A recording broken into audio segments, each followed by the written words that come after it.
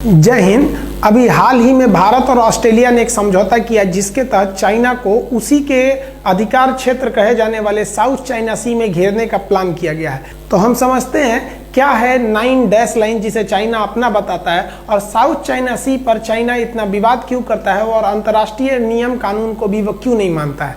देखिए, आप अगर नक्शा में देखिएगा तो ये आपका इंडिया हो गया, इधर हो गया आपका आसियान देश बोलते हैं, साउथ ईस्ट एशिया। ये छोटे छोटे देश है सब।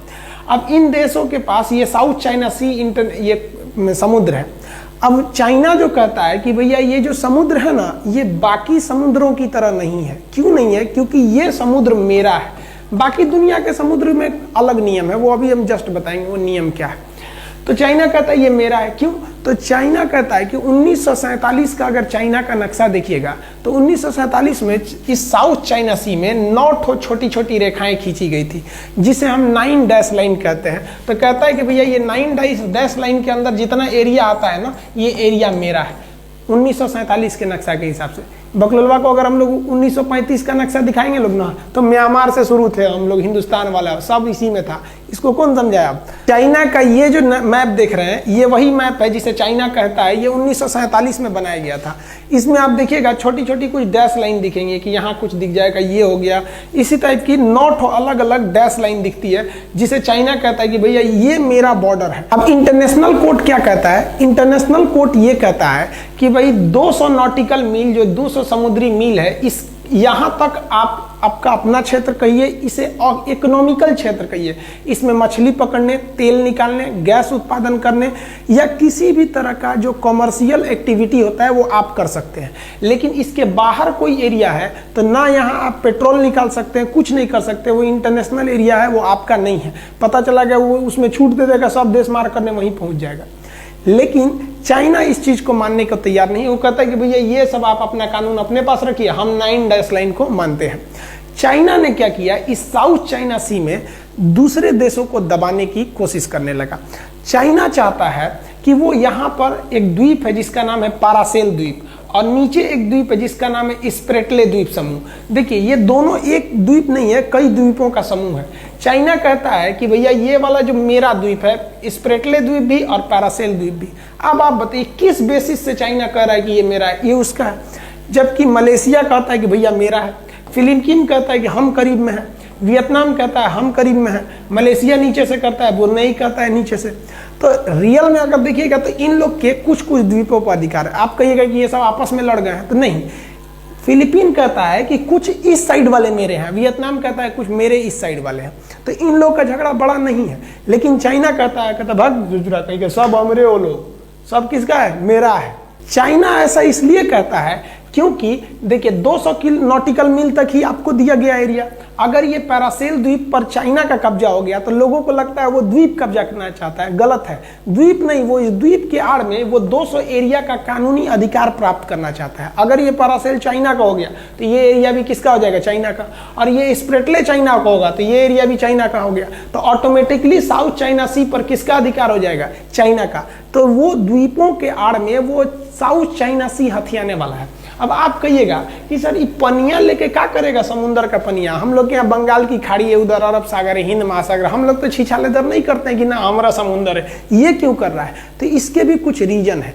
देखिए, जब ये इन द्वीपों पर कब्जा नहीं कर पाया तो इसने 2014 में एक आर्टिफिशियल द्वीप बना दिया। इसी में बालू गिरा के उसमें क्या बना दिया? आर्टिफिशियल द्वीप बना दिया वहां पर। और उस द्वीप पर आप देखेंगे हवाई पट्टी बना दिया। अब पूरा सेना को वहां भर दिया और वहां पे सैन्य रडार भर दिया कि यहाँ पे कोई भी सैनिक गतिविधि होगी उसको पता चल जाएगा। इससे आप पता लगा सकते हैं कि चाइना साउथ चाइना सी को लेकर कितना सेंसिटिव है। फिलीपीन जो था वो चाइना के इस बढ़ते प्रभाव को लेकर तथा पारासेले में स्प्रेटले द्वीप पर चाइना के नाजायज दावे के खिलाफ इंटरनेशनल ट्रिब्यूनल में केस किया कि भैया आप इस मामले को सुलझाइए। इंटरनेशनल ट्रिब्यूनल जो थी वो 2016 में फैसला सुनाई और यह फैसला इन जजों ने चाइना के विपरीत फिलीपीन के पक्ष में सुनाया। लेकिन चाइना इन जजों की कहने को भी नहीं मानता है, वो अंतर्राष्ट्रीय कानून भी नहीं मानता है। वो कहता है कि हम 1947 का ही नक्शा मानेंगे, से जुड़ा 1947 का नक्शा मानेगा। इसके बाद इसी साल 2020 में चाइना ने वियतनाम का एक जहाज गिरा दिया, अप्रैल 2020 में, इसी कोरोना के बीच में। वियतनाम का एक मछली पकड़ने वाली जहाज थी, उसको उसने साउथ चाइना सी में डुबा दिया, क्योंकि वियतनाम छोटा देश है, वो कुछ नहीं कर सकता है। इसी का फायदा उठाया चाइना। उसने सोचा कि वियतनाम जो है ये क्या करेगा, ये तो बहुत बड़ा कंट्री नहीं है, इसका जहाज डुबा देंगे और लड़ने आएगा तो कंफर्म है कि अकेले लड़ने आएगा इस कोरोना के बीच में, तो हम तो इसको मारिए देंगे, क्योंकि कोरोना के बीच में कोई हेल्प करने नहीं आएगा। बात करते हैं चाइना साउथ चाइना सी पर इतना कब्जा क्यों करना चाहता है। देखिए, पहला तो साउथ चाइना सी का एरिया 36 लाख किलोमीटर स्क्वायर है, और सबसे बड़ी बात, इसमें 11 बिलियन बैरल पेट्रोलियम है। आप सोचिए, इतना बड़ा पेट्रोलियम का भंडार से चाइना को लगभग 50 साल तक कोई दिक्कत नहीं होगा। ये अभी अंदाजा लगाया गया, इसके बाद अभी कितना मिलेंगे वो पता ही नहीं, अभी इतना तो श्योर है तेल। यानी अगर इस पर कब्जा हो गया तो चाइना को 50-60 साल तक के लिए पेट्रोलियम के लिए किसी दूसरे देश पर निर्भर नहीं रहना पड़ेगा। दूसरा, यहाँ गैस का बहुत ही बड़ा भंडार है, नेचुरल गैस का 266 ट्रिलियन क्यूबिक फीट गैस है। इसको गैस के लिए भी अगले 50-60 साल के लिए कोई टेंशन नहीं हो जाएगा, क्योंकि इतना गैस तो मिल गया अभी, और भी वहां बहुत ज्यादा भंडार है। इसके अलावे जो साउथ चाइना सी है, उसमें टोटल विश्व का जो व्यापार होता है उसका 30% साउथ चाइना सी को हो जाता है, उसी समुद्र के रास्ते से जाता है साउथ चाइना सी को होकर। अब ये 30% जो व्यापार होता है वो कितने ट्रिलियन में, मतलब कोई भी चीज का परसेंटेज में एक रियल वैल्यू होगा ना, तो वो 3 ट्रिलियन डॉलर है। आपको पता है भारत की जो जीडीपी है वो 2.5 ट्रिलियन डॉलर है, 2.5 ट्रिलियन है, मतलब 2.25 के आसपास है। अब मोदी जी बोल रहे थे ना 5 ट्रिलियन, सोचिए अकेले व्यापार पर उसका कब्जा हो जाएगा उतना ज्यादा। दुनिया में टोटल जो फिशिंग होती है, मत्स्य उद्योग, उसका 10% अकेले साउथ चाइना सी में हो जाता है। अगर चाइना का साउथ चाइना सी पर कब्जा हो गया तो चाइना का कहना है कि ये जो एरिया है ये समुद्र नहीं है, मतलब समुद्र ही है, लेकिन ये मेरा एक अभिन्न अंग है, अतः यहाँ से जाने वाले हर एक जहाज को हमको टैक्स देना पड़ेगा, पेट्रोलियम वगैरह सब मेरा हो जाएगा। सोचरा का नया नौटंकी है। और ये छोटे मोटे कमजोर देशों को देख लिया, यहाँ पर छोटे आकार के जो देश हैं उनके पास ना उतने संसाधन है, इसीलिए वो उनको सताता है। तो आप समझ गए, चाइना को साउथ चाइना सी पर समुद्र से मतलब नहीं है, वो उसके अंदर छुपे संसाधनों को एक तरफा उपयोग करना चाहता है, जो अंतर्राष्ट्रीय नियम के बिल्कुल ही खिलाफ है। इसलिए पूरी दुनिया चाइना से घृणा के नजर से देख रही थी, और एक कोरोना का दाग उस पर और लगा है। अब बात करते हैं कि इस पर भारत को क्या करना चाहिए। तो ध्यान से देखिए, भारत को सबसे जरूरी है अपने पड़ोसियों से अच्छा संबंध बना के, यहाँ पर इंद्र कुमार गुजराल जो भारत के प्रधानमंत्री थे 90 के दशक में, तो उन्होंने लुक ईस्ट पॉलिसी बनाई थी, जिसको अब बहुत तेजी से करना चाहिए। यानी पूरब की ओर देखो, भारत सरकार इधर जो पूर्वोत्तर राज्य हमारे नागालैंड, मणिपुर, मिजोरम, इस सबको ध्यान नहीं देती है विकास के लिए। सड़क वड़क सब बनेगा तो पश्चिम साइड में, इनका विकास पर ध्यान दीजिए। कैसे विकास होगा? जैसे आपका खेत अगर चौराहे पे आ गया तो ऑटोमेटिक डेवलप कर जाएगा, उसको डेवलप करने की जरूरत नहीं है। तो भारत सरकार को भी इस एरिया में सड़कें बनाना चाहिए, और ये काम सड़क का बनाने का भी बहुत धीमा चल रहा है। एग्रीमेंट हो गया, क्योंकि यहाँ बर्मा यानी म्यांमार है, यहाँ पे लाओस, वियतनाम, इन लोग को चाइना से कोई दिक्कत नहीं है। म्यांमार थोड़ा सा चाइना के फेवर में था, लेकिन अब वहाँ आंग सान सूकी का प्रभाव आ गया है और वो भारत के फेवर में रहती है। तो यहाँ से एक सड़क हम लोग को वियतनाम तक ले जाना चाहिए, ताकि यहाँ से हम चाइना पर दबाव बनाएं। उसके बाद ये जो देश हैं, जितने छोटे छोटे देश हैं, वियतनाम हो गया, ये मलेशिया हो गया, ब्रुनेई हो गया, इधर आपका देखेंगे तो ये फिलीपीन हो गया, ये सब देशों को ससुरा चाइना पेट्रोल नहीं निकालने देता है। अगर ये लोग अपना पेट्रोलियम का रिग ले जाते हैं, ये जो होता है रिग, इसको इससे पेट्रोल को निकाला जाता है, इसे कहते हैं ऑयल रिग। गैस पेट्रोलियम समुद्र से इसी के द्वारा निकाला जाता है। आप कहेंगे कैसे? तो सिंपल समझिए, यहाँ पे आपको 4 टाइप का पाइप दिख रहा होगा, इसको जमीन में नीचे तक धंसा दिया जाता है, 2 पाइप से ना उसमें हवा भरा जाता है, प्रेशर मारिएगा तो अंदर का पेट्रोल सोचेगा निकले कहाँ से, तो ये 2 पाइप खाली रहता है, इससे निकल जाता है, और उसको फिर टैंकर में भर के जहाज से भेज दिया जाता है। तो इन रिग को चाइना पानी में निकालने ही नहीं देता है, कहता है भागो यहाँ से, नहीं भागते हैं लोग तो मार के डुबा देता है। अब वियतनाम का देख रहे हैं ना, मार के डुबाइए दिया, अब कोई डुबाने नहीं जाता है अपना। तो चाइना केवल छोटकने देशों का जहाज डुबाता है। भारत सरकार को भी क्या करना चाहिए, इन देशों को कहना चाहिए कि देख भैया, तुम लोग का ये पेट्रोल निकालने नहीं ना देता है, सब लेके जाएगा। एक काम करो, हम पेट्रोल निकाल लेते हैं, तुम्हारा 50% तुम्हारा, 50 मेरा, पैसा का लेन देन खत्म। उन लोग को भी भाग रहा है भाई, अब भैंस भाग गई है, ससुरा का पगहो मिल जाए बहुत है, भागने से तो बढ़िया है ना। तो ये भारत सरकार को एक अपना पेट्रोल भी मिल जाएगा, चाइना पे दबाव भी बना देंगे। भैया फ्री में दबाव थोड़े बनाएंगे। दूसरा, इन छोटकनों देशों को हम कैसे मैसेज दें, इन सबको हमको समझ में नहीं आता है कि भाई तुम लोग का जब पेट्रोल नहीं जा रहा है तो जाओ ना अमेरिका को कहो कि भैया, ब्रिटेन को कहो, फ्रांस को कहो कि हमारे यहाँ का पेट्रोल निकालो, और हम 50% तुम ले जाना, 50% हमको दे देना। अब वो सब चले आएंगे सब, दूसरे के झगड़ा में कोई डायरेक्ट नहीं ना कूदेगा, आप न्योता दीजिएगा तभी ना। अब वो आ जाएंगे सब यहाँ पेट्रोल निकालने। चाइना कहेगा कि भाई इंटरनेशनल कोर्ट में तो कहेंगे सब भाई हम तो वियतनाम के एरिया में, हम तो इनके एरिया में हम तो निकालेंगे, दम है तो डुबा के दिखाइए मेरा जहाज, फिर हम बताते हैं कि कैसे युद्ध होता है। इसे जो उनको बहुत बड़ा युद्ध है, उन सबों का यूरोप वालों को लड़ने का आदत है। देखे होंगे प्रथम विश्व युद्ध, द्वितीय विश्व युद्ध, सब सचुरा अपने में अजुराया था सब, वो बहुत बड़ा धुरंधर है सब। भारत सरकार को भी इन देशों का पेट्रोलियम निकालने के लिए इनिशिएटिव लेना चाहिए। हमारी ONGC जो कंपनी है, ONGC ये पेट्रोलियम निकालने के लिए विश्व प्रसिद्ध है। इसको यहाँ भेजकर पेट्रोलियम को ज्यादा से ज्यादा निकालना चाहिए, जिससे कि हम चाइना पे दबाव भी बना सकते हैं, पड़ोसियों में हम विश्वास भी उत्पन्न कर सकते हैं,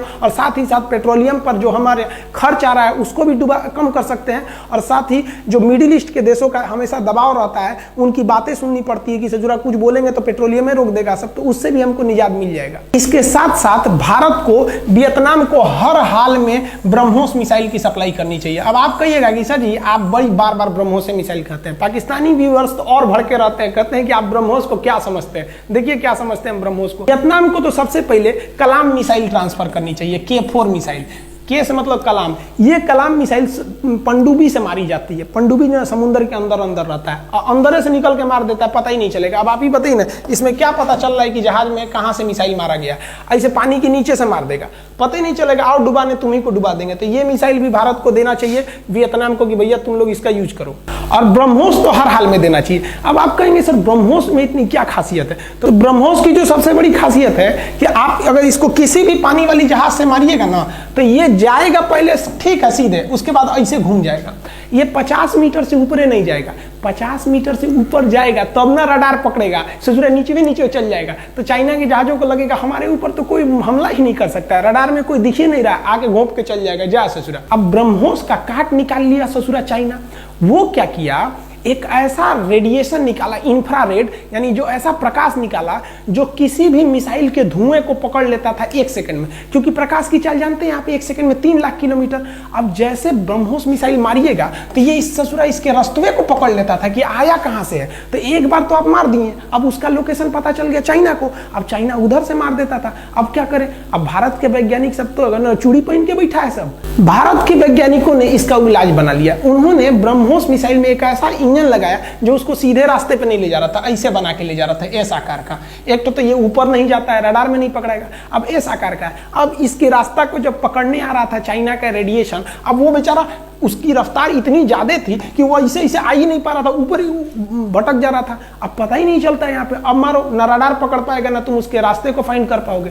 इसीलिए हम कहते हैं कि ब्रह्मोस देना चाहिए, और बदले में भारत सरकार को पैसा नहीं लेना चाहिए। आप कहेंगे फ्री में, नहीं भैया पेट्रोल दे दो हमको चाइना में लड़ाई में सीधे नहीं कूदना है भैया, 4-5 ठो को घेराबंदी करके रखना है। और हमको जो हथियार रखे हैं वो अपने चाइना के दुश्मनों को देना चाहिए, क्योंकि मेरे दुश्मन का दुश्मन मेरा दोस्त, ये चाणक्य नीति है। क्योंकि चाइना इन मासूम देशों को बहुत सताता है, और किसी को भी ज्यादा नहीं सताना चाहिए, क्योंकि जब खूबसूरत कांच टूटता है ना तो धारदार हथियार बन जाता है। भारत के DRDO के वैज्ञानिकों ने चीन का भूत उतारने के लिए ना अभी पिछले साल 2019 में एक नया कारनामा कर दिया। इन लोगों ने ब्रह्मोस मिसाइल का एयर वर्जन बना लिया। अब ये ना लड़ाकू जहाजों से इस ब्रह्मोस मिसाइल को छोड़ सकते हैं।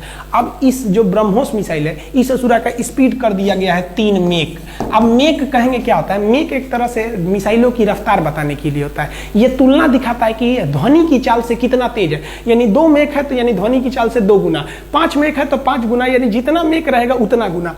तो ये जो ब्रह्मोस मिसाइल है ना ससुरा 3 मेक का है, यानी ध्वनि की चाल से 3 गुना। और दुनिया का कोई भी जहाज अब तक इतना खतरनाक नहीं बना है ना जिसकी रफ्तार 2.5 मेक से ज्यादा हो। यानी अगर किसी जहाज के पीछे ये ससुरा पड़ गया तो कितना तेजी से जाएगा, ये 3 मेक से। और जो जहाज भाग रहे हैं वो कितना से जा रहे हैं, 2.5 मेक से। ससुरा को छोड़ेगा नहीं। देहात में बोला जाता है चोटिया के मरबो तो राम।